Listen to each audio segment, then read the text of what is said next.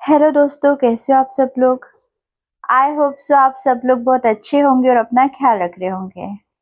आज हम पढ़ने वाले हैं मेटा के बारे में, जो कि एस एन गोयनका जी द्वारा दिए गए प्रश्न के उत्तर है। तो चलिए शुरू करते हैं। मेटा क्या है? श्री एस एन गोयनका जी, मेत्ता या मेत्ता भावना सद्भावना और करुणा की तरंगे उत्पन्न करने की वह तकनीक है जो विपश्यना के विद्यार्थी को 10 दिवसीय विपश्यना पाठ्यक्रम के 10वें दिन सबसे पहले सिखाई जाती है। बाद में प्रत्येक विपश्यना पाठ्यक्रम या 1 घंटे के ध्यान सत्र के अंत में ध्यान करने वाले को मेट्टा या अभ्यास करने और सभी प्राणियों के साथ अर्जित पुण्यों को साझा करने के लिए कहा जाता है। मेत्ता तरंगे प्रत्यक्ष तरंगे हैं, जिनकी लाभकारी शक्ति मन की शुद्धता बढ़ने के साथ बढ़ती जाती है। क्या मैत्री एक प्रकार की ऊर्जा है? क्या यह असीमित है? क्या समय के साथ मैत्री की मात्रा घटती बढ़ती है?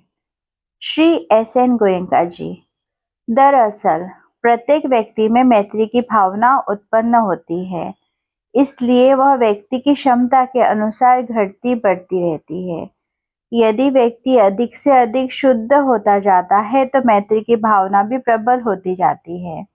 यदि ध्यान करने वाले का मन बहुत कमजोर या अशुद्धियों से भरा हो तो मैत्री की भावना भी बहुत कमजोर होती है। यह मैत्री द्वारा ही उत्पन्न होती है। क्या समाधि एकाग्रता मजबूत होने के साथ साथ मैत्री की भावना भी मजबूत होती है? श्री एस एन गोयनका जी, जी हाँ। समाधि के बिना करुणा वास्तव में करुणा नहीं होती। जब समाधि कमजोर होती है तो मन बहुत अशांत हो जाता है, और यह तभी अशांत होता है जब यह किसी अशुद्धि, किसी प्रकार की लालसा या घृणा उत्पन्न कर रहा होता है। इन अशुद्धियों के साथ आप अच्छे गुणों, करुणा की तरंगों या करुणा दया की उत्पन्न करने की उम्मीद नहीं कर सकते। यह संभव नहीं है। वाणी के स्तर पर आप लगातार खुश रहो कहते रह सकते हैं, लेकिन इससे कोई लाभ नहीं होता। यदि आपके पास समाधि है तो आपका मन शांत और स्थिर रहता है, कम से कम एक क्षण के लिए। यह आवश्यक नहीं है कि सभी अशुद्धियां दूर हो जाए, लेकिन कम से कम उस क्षण के लिए जब आप करुणा देने वाले होते हैं, आपका मन शांत और स्थिर होता है और कोई अशुद्धि उत्पन्न नहीं कर रहा होता है, तब आप जो भी करुणा देते हैं वह प्रबल, फलदायी और लाभकारी होती है। क्या मैत्री की भावना मन की पवित्रता का स्वाभाविक परिणाम है या कुछ ऐसा है जिसे सक्रिय रूप से विकसित करना आवश्यक है? क्या मैत्री की भावना के क्रमिक चरण होते हैं? श्री एस एन गोयनका जी, दोनों ही बातें सत्य है। प्रकृति के नियम, धम्म के नियम के अनुसार मन के शुद्ध होने पर मैत्री का गुण स्वाभाविक रूप से विकसित होता है। दूसरी ओर मैत्री भावना का अभ्यास करके इसे विकसित करने के लिए प्रयास करना आवश्यक है। मैत्री केवल मानसिक शुद्धता की उच्च अवस्था में ही स्वाभाविक रूप से उत्पन्न होती है, और इसके लिए कुछ भी करने या प्रशिक्षण देने की आवश्यकता नहीं होती। उस अवस्था तक पहुंचाने के लिए अभ्यास करना पड़ता है। इसके अलावा जो लोग विपश्यना का अभ्यास नहीं करते वे भी मैत्री भावना का अभ्यास कर सकते हैं। बर्मा, श्रीलंका और थाईलैंड जैसे देशों में मैत्री भावना हर घर में बहुत प्रचलित है। हालांकि अभ्यास आमतौर पर केवल मन ही मन सभी प्राणी सुखी और शांत रहे का जाप करने तक सीमित रहता है। इससे अभ्यास करने वाले व्यक्ति को कुछ हद तक मन की शांति अवश्य मिलती है। कुछ हद तक सकारात्मक ऊर्जा वातावरण में प्रवेश करती है, लेकिन वह प्रबल नहीं होती। हालांकि जब आप विपश्यना का अभ्यास करते हैं तो शुद्धि शुरू हो जाती है।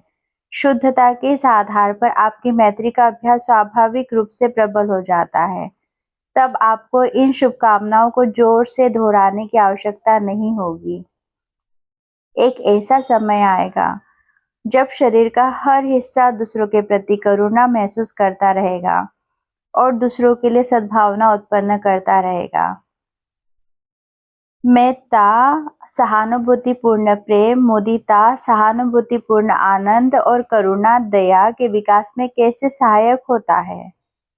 श्री एस एन गोयंका जी, जैसे जैसे व्यक्ति में मैत्री भाव विकसित होता है वैसे वैसे मुदिता और करुणा स्वाभाविक रूप से उत्पन्न होती है। मैत्री सभी प्राणियों के प्रति प्रेम है। मैत्री दूसरों के प्रति घृणा, द्वेष और नफरत के निशान मिटा देती है। यह दूसरों के प्रति ईर्ष्या और जलन के निशान भी मिटा देती है। मुदिता क्या है? जब आप दूसरों को तरक्की करते, खुशहाल होते देखते हैं, अगर आपका मन शुद्ध नहीं है तो आप उन लोगों से ईर्ष्या करेंगे। उन्हें यह सब क्यों मिला, मुझे क्यों नहीं? मैं तो ज्यादा योग्य हूँ। उन्हें इतना ऊंचा पद या प्रतिष्ठा क्यों दी गई है, मुझे क्यों नहीं? उन्होंने इतना पैसा क्यों कमाया, मुझे क्यों नहीं? इस तरह की ईर्ष्या अशुद्ध मन की अभिव्यक्ति है। जैसे जैसे विपश्यना से आपका मन शुद्ध होता जाएगा और आपकी करुणा मजबूत होती जाएगी, आप दूसरों को खुश देखकर खुश होंगे। चारों ओर दुख है, देखो कम से कम एक व्यक्ति तो खुश है। ईश्वर करे वह खुश और संतुष्ट रहे। ईश्वर करे वह धर्म में तरक्की करे, सांसारिक कार्यों में तरक्की करे। यही मुदिता है। सहानुभूतिपूर्ण खुशी यह अवश्य आएगी। इसी प्रकार जब आप किसी को दुख में देखते हैं तो यदि आपका मन शुद्ध है तो करुणा स्वतः उत्पन्न होती है। यदि आप अहंकारी, अशुद्धियों से भरे, विपश्यना के उचित अभ्यास से रहित, मैत्री भाव से रहित व्यक्ति हैं, तो किसी को संकट में देखकर आप प्रभावित नहीं होते।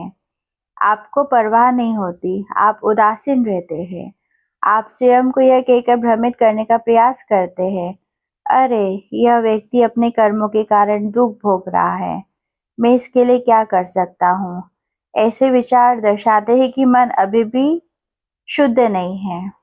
यदि मन शुद्ध हो जाता है और मैत्री भाव विकसित हो जाता है तो हृदय की कठोरता नहीं टिक सकती, वह पिघलने लगती है। आप लोगों को दुख में देखते हैं और आपका हृदय उनके लिए तरसता है।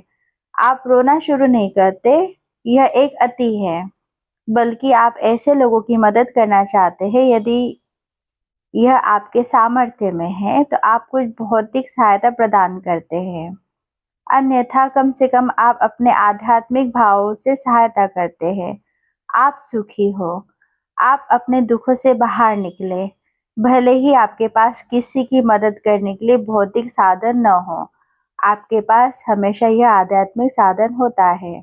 सच्ची करुणा क्या है? श्री एस एन गोयंका जी, किसी की सेवा करने, उसे दुख से बाहर निकालने की इच्छा ही सच्ची करुणा है, लेकिन यह आसक्ति रहित होनी चाहिए। यदि आप दूसरे के दुख पर रोने लगते हैं तो आपके भीतर उस व्यक्ति के लिए सच्ची करुणा नहीं है, आप केवल स्वयं को दुखी करते हैं। यह धम्म का मार्ग नहीं है। यदि आपके भीतर सच्ची करुणा है तो आप पूरे प्रेम से अपनी क्षमता के अनुसार दूसरों की सहायता करने का प्रयास करते हैं। यदि आप असफल होते हैं तो आप मुस्कुराते हैं और सहायता करने का दूसरा तरीका आजमाते हैं। आप अपनी सेवा के परिणाम की चिंता किए बिना सेवा करते हैं। यही सच्ची करुणा है जो संतुलित मन से उत्पन्न होती है। सो दोस्तों, आज तक के लिए इतना ही। अगले एपिसोड में हम पढ़ेंगे दिमाग के बारे में। सो मिलते हैं हम नेक्स्ट वीडियो में। अगर आपको हमारा चैनल अच्छा लगता होगा तो प्लीज़ लाइक और सब्सक्राइब करना मत भूलिएगा। तब तक के लिए बाय बाय, टेक केयर।